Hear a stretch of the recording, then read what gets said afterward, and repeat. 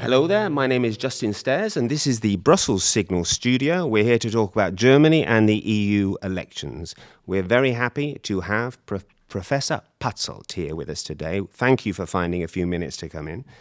Professor Patzelt is research director for the Brussels MCC think tank. He is former professor of comparative government at the Technical University in Dresden, and he writes for numerous mainstream publications, including T-Online. Thank you once again for coming in. So, Germany and the elections. The obvious first question I have for you is the rise of the AfD. We've seen the polls suggesting that the AfD is now the second largest party in Germany and the first party in Eastern Germany. Do you think that these polling numbers will be confirmed in the elections? I know it's difficult to speculate, but what's your opinion? It would be a big surprise if these polling numbers would not be verified on election day, because the AfD for now something like 10 years gives voice to those people who have the feeling that the German political class is guiding the country into a wrong direction.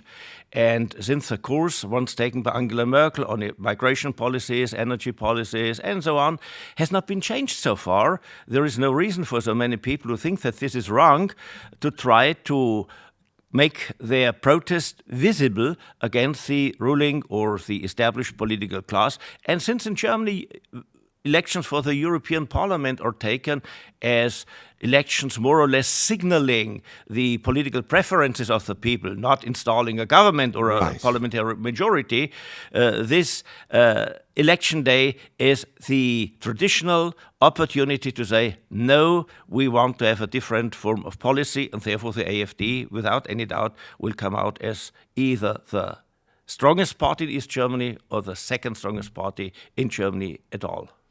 Right, so it's a protest vote, or is this the German people saying they want to go in a different direction? Do they want the AfD in power, do you think, or are they basically saying no to the current government? Most voters do not want the AfD in power, but most voters want that the established parties change their political course. And the only means which seems available to force the established parties to do so is to vote for the AfD. Because in the intra-German political contests, the AfD has weakened the Christian Democratic Union. The Christian Democratic Union is always in coalitions with the Social Democrats and the Greens, which is absolutely disliked by a majority of the German people. So voting for the AfD is a wonderful instrument for German voters to punish the Christian Democratic Union. And as I put it before, election day for the European Parliament is a wonderful opportunity to punish the established political class. Now, there's a lot of opposition to AfD in Germany. I don't need to tell you this. And some people claim that the AfD party is full of fascists. Is that justified? Well, this is the blame game, which has started already when the AfD, as a very bourgeois party of professors of economics and of top journalists, came into being back in 2013. This blame game was meant to deter Germans from voting for the AfD, and as everybody can see now is that this blame game has not reached its objectives.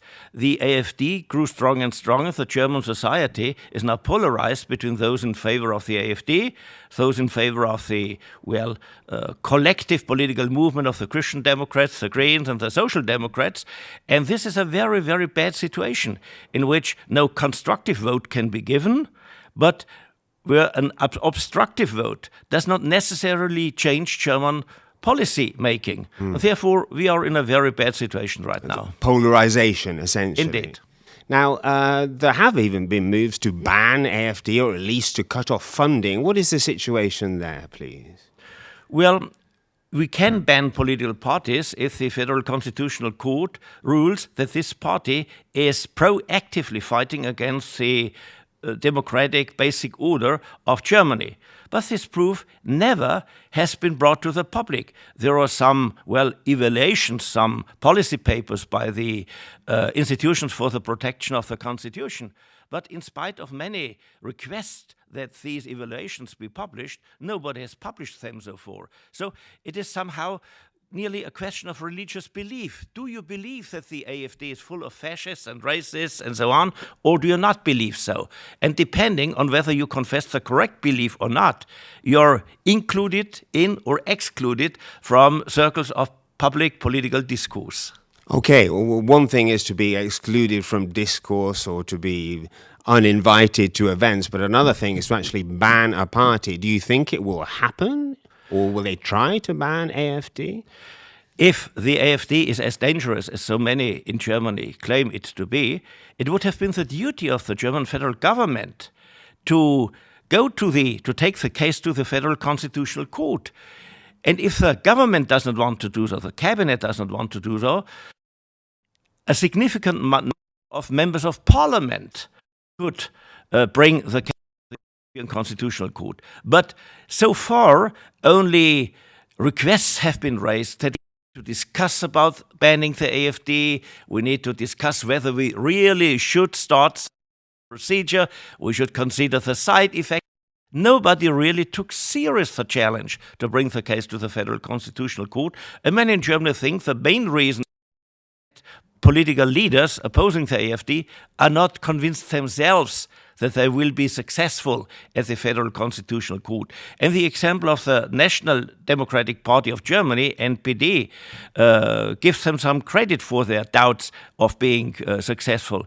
Because the NPD was not banned because the Federal Constitutional Court said, well, this party is not important enough to be considered as a real threat to German democracy. The case is here exactly the other way around. The AfD is very strong. Now the argument comes, if 1/3 of the German voters wants to vote for the AfD, what would be the effect of banning the AfD?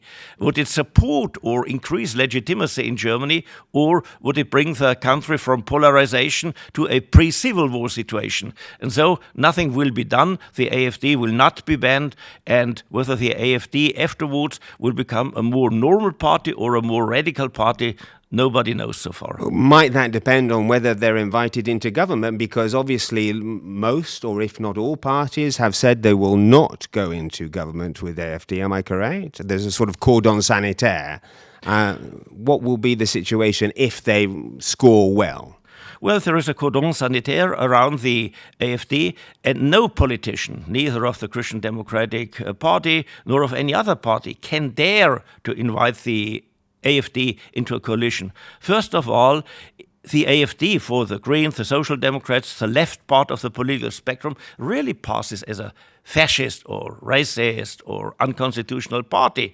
And on the other hand, the Christian Democratic Union has sworn so many holy oaths during the past years that this party would never cooperate with the AfD, such that a politician trying to do so nevertheless would not survive this attempt in the fire of the press and of the left political forces in Germany. No, AfD will not be invited to government. Quite to the contrary, all existing, or as many of the existing political parties as necessary to form a parliamentary majority, will form governments against the AfD. And guess what? Who is going to benefit from that?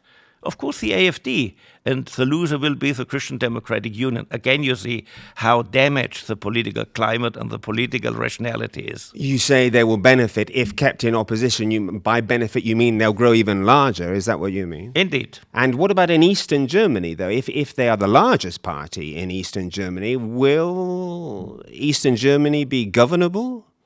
Well, of course, Eastern Germany will be governable. Being the largest party does not necessarily mean having an absolute majority of the seats in parliament, which seems to be not achievable by the AfD. So it's a relative majority. But all other parties can make a coalition against the strongest party. Okay. This would jump out of the tradition of German government formation traditions, because usually it is the strongest parliamentary party who will be in charge and have the duty to form a government. But since we have, pushed aside so many former political rules when handling the AfD, it would become as a big surprise if not even this rule would be pushed aside. So there is a chance, do you think?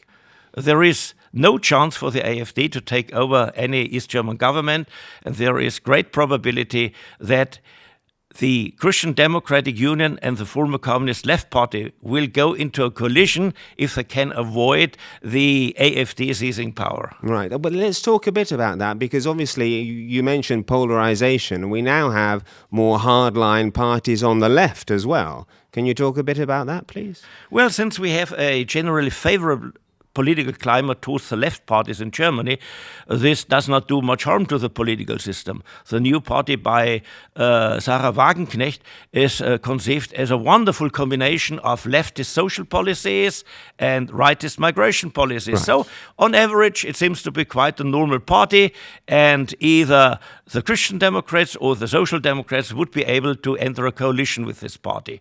And so far, we do not know what this party really is standing for. It just has been founded. And other left parties are only the Green Party, which is, well, the darling of German media, highly appreciated, with very well-rated politicians on their top. And the other leftist party, if one can say so, is the Social Democratic Party. So we have no problem with left parties. Only left parties have problems among themselves because they're chasing in the same pool of possible voters. Right, okay, and this party is set up by Sarah Wagenknecht, is that right? Polling quite well, I see. Well, for a new party which hardly has come into existence, the polls are quite good. Depending on how you ask the question, is about 8 to 12%, which is a lot. But see, there is a big difference between saying on occasion of a poll, yes, I can imagine to vote for Sarah Wagenknecht, and for putting the cross on the ballot in the voting booth at the site where the Wagenknecht party has its place on the list.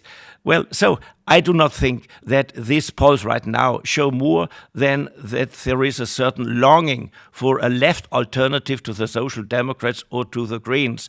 But whether this longing for an alternative at the left side will be realized in voting for this party, well, on that we will know more after the European elections. And also on the right, I talk of new parties. There's even one set up by a former spy master. What's going on there? Well, the former president of the Federal Agency for the Protection of the Constitution, a member of the Christian Democratic Union, formed by the political situation back in the times of Chancellor Helmut Kohl, disagreeing with many policies of Angela Merkel, tried with others to, well, readjust the political course of the Christian Democratic Union. The reaction on part of the party leadership was, no, there is no need to readjust. If you want not to follow the course given by Angela Merkel, you are a rightist person. We cannot accept you and your party group, namely the Werte Union, Union for Values, Value Union. Right. We cannot accept this in the party, so you better leave the party. And so the whole discussions within the Christian Democratic Union led to the, well, evaluation of the situation, such that Hans-Georg Maaßen, the former president of the Agency for the Protection of the Institution, now really transformed the Value Union into a political party. See, we have had and still have certain gaps of representation in Germany. The one was at the right side of the Christian Democratic Union. This was that gap in which the AfD took roots and could grow. And between the AfD and the Christian Democratic Union, formed still and shaped still by the policies of Angela Merkel, there is another not so big gap of representation, where for many voters in Germany, the AfD is not acceptable for being too right-wing radical, whereas the Christian Democratic Union, as it is not acceptable either, because it's following the old course by Angela Merkel, which, well, dwarfed the Christian Democratic Union. So in this gap of representation, Hans-Georg Maaßen tries to find his place, and we do not know whether the favorable polls will really transformed into votes for this party. This still needs to be waited for. And how much of this polarization, because that's what we're talking about, is due to stagnation of the German economy? According to the statistics, Germany now in recession. Is this a big factor? Well, it starts to become a big factor because so far the basic feeling in Germany has been we're such a strong economy, we can't fail with our economic course. Neither the energy policies of Germany, increasing the prices for energy drastically, nor the bureaucratic overregulation of our economy could do harm to the German economy. Seeing all these figures during the last months and comparing the shrinking of the German economy to the growth of the other industrial countries gives a lot to think to the people who really have the feeling that the German economy is, so to speak, unshakable. But this discomfort, this discontent with the German economic situation is only something like the tip of the iceberg. The iceberg nourishing the right-wing political movement is really migration policies and the consequences of migration policies. And as long as our government does not change German migration policies, there seem to be no real limits to the growth of right-wing populism. Now, you didn't mention the Ukraine war. Is that because it's not a factor? Well, the Ukraine war is a factor, but the reactions to the Ukraine war are cross-cutting the normal political lines. One can describe the following pattern. In East Germany, people are very much in favor of Russia, not saying Russia is a good country, but saying, well, what else could the Russian president do but to, well, take defensive measures against the aggressive expansion of NATO. In West Germany, this part of the population is significantly lower than in East Germany due to historical reasons. Usually, people who are very much at the left side of the political spectrum and who are very much to the right side of the political spectrum agree on the fact that, well, Putin in one way or the other is something like innocent. He made this war, he went to war only as a reaction to the aggressiveness of NATO. And this is one of the funny cases where left-wing radical positions and right-wing radical positions coincide and converge. In the parliament here as well, I think, in the European Parliament. So it's not a big factor in the elections unless you're on one of these extreme hard left or hard right. Well, as to the Russian war against Ukraine, people have their firm and consolidated convictions. And unless something is happening on the theater of war, something dramatically changing the situation, these preferences will remain stable. So the basic factor which possibly or probably will shape the voters' decisions on election day is a day-to-day performance. Whether Chancellor Scholz achieves some, the creation, the stirring up of new hope in his leadership skills, whether the government is deciding on some moves who might stop the rising of energy prices, who might revitalize a German economy, but nobody can know so far whether this will be the course taken by the government or whether the disputes within the ranks of the coalition will increase and increase and increase. But what about pacifism? Correct me if I'm wrong, but Germany since the war has been a pacifist nation. Is that the right way to describe it? And I'm wondering now if that might change, rearmament, perhaps, a remilitarization of Germany. Is that a possibility? Well, here we are in the lucky position, as I would say, that the Green have been in government when Russia started the war against Ukraine. Usually, the Greens were the spearhead of German pacifism, along with the left wing of the Social Democrats. And if a Christian Democratic Union government would have been in office right now, we would have seen, without any doubt, major demonstrations against this, warfare of the German government, and there would be so many arguments towards former German pacifism. But it was the Green Party who was in power. And for the Green Party, not only pacifism is important, but also, a humanitarian approach to policy making. And since it was so obvious, at least for most observers, if they were not quite at the right side or at the left margin of the political spectrum, that the Russian aggression was not really a humanitarian act, the Greens quite quickly took sides for Ukraine. And it was the Green Party who requested the delivery of arms support for Ukraine. And if you now look who might be the belligerent part of the German political class, it is the Greens. So it is true, Germany has been a pacifist country for well understandable historical reasons, but the fact that the Greens were in power when this Russian war started transformed the whole German political discourse. It is now more dangerous to be a pacifist than to support publicly the Ukraine and to say, well, we need to deliver many more arms to Ukraine. So that's changing. Of course, I mentioned Ukraine, but there's another war on as well, isn't there? Israel, Hamas in Gaza. Is that divisive in Germany? It is, but it is again cross-cutting.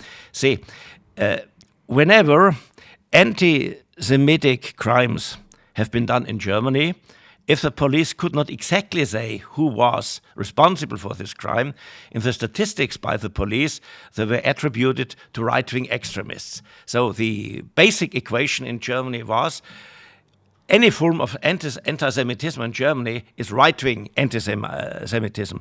And therefore, the public, the political class, the political parties were so surprised when, after the attack of Hamas on Israel and the striking back of Israel against Hamas, we had so many public demonstrations where people were taking side with Hamas and saying from the river to the sea, Palestine will be free, which is clearly an act of anti-Israelism, anti-Zionism, anti-Semitism.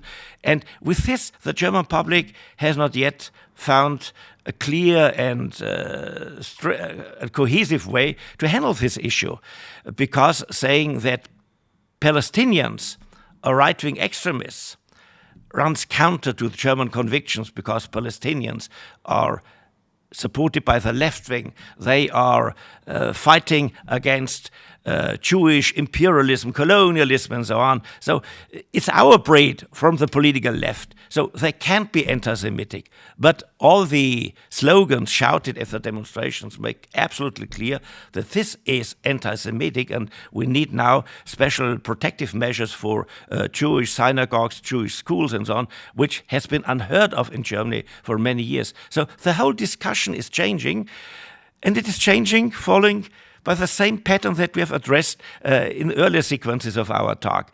Things in reality are different from how they used to be in political theory, in political ideology, in political thinking. And now the German political class, well, has to draw bitter lessons for the clash between their visions and reality. And to repeat myself, it is so good that the Greens are in government. You remember the old sentence, only Nixon could go to Beijing. Only a person known for his, skepticism towards communists could engage in peacemaking with the leader of a very radical part of communism. And so only the Greens could make the change from pacifism to realistic geopolitics, and only the Green will be able to say, well, we have imported anti-Semitism, and this is due to our naive migration policy, but we have still to wait for, say, at least 6 to 12 months until the Greens will have learned this lesson as well. Just two more questions for you, Professor. What about the EU? You're now Brussels-based, and there are Euroskeptics are on the rise, for want of a better word. Let's say people who are critical of the EU narrative. Those parties in lots of countries are increasing their share. Is this a cross-cutting issue in Germany or not? This is not really a cross-cutting issue, because Euroscepticism is widely present in the ranks of the AfD, and supporting the wonderful narratives of an ever closer union and so on are still quite unchallenged in the ranks of the Green Party, the Social Democrats, and even the Christian Democrats. So skepticism about the development of the EU is not something which passes as politically correct in Germany. And since the politically incorrect people are the bad guys of the AfD, nobody else tries to take sides with them. Nevertheless, there is a growing, more intellectual discussion on whether the developmental path of the EU is really the proper one, whether really having ever more responsibilities on EU level instead of practicing subsidiarity, which always has been a German issue, would be the proper way. We have a growing discussion. But this discussion in one way or the other is spoiled by the fact that usually Eurosceptics are right-wing populists and therefore are not in a position or able or willing to present well-reasonable or well-reasoned arguments. Right, okay, but the subject is being talked about, at least in the mainstream media, or not really? It is talked about in the following way. We need to prevent, so to speak, at any cost, that the Eurosceptic AfD becomes stronger and stronger.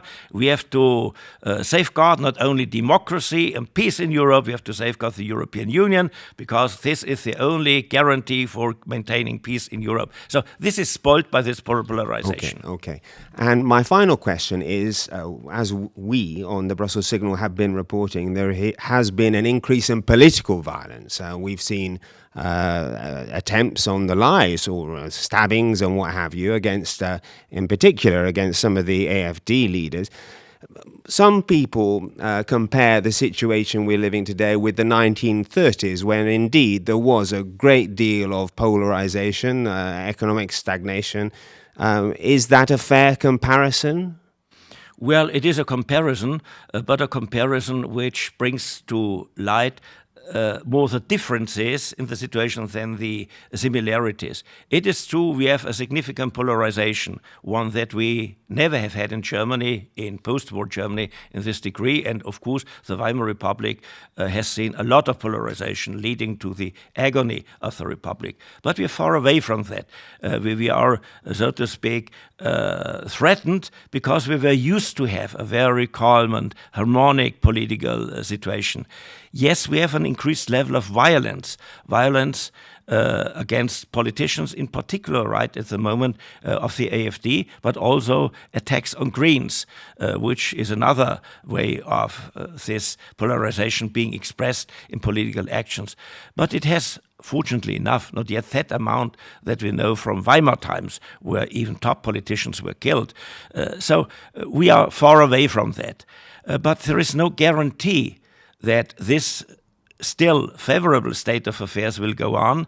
There is still the risk that this polarization is exploding and sharpening, and therefore every sound person in Germany who wants to preserve our status quo of settled democracy should avoid hate speech, should avoid the posture of saying, well, I'm the Democrat, you are the fascist, and therefore no need to talk with you. But unfortunately enough, this is a widespread attitude right now in Germany, and we intellectuals have to fight against. Professor Patzelt, thank you very much for your time. We appreciate it. Thank you for having me here.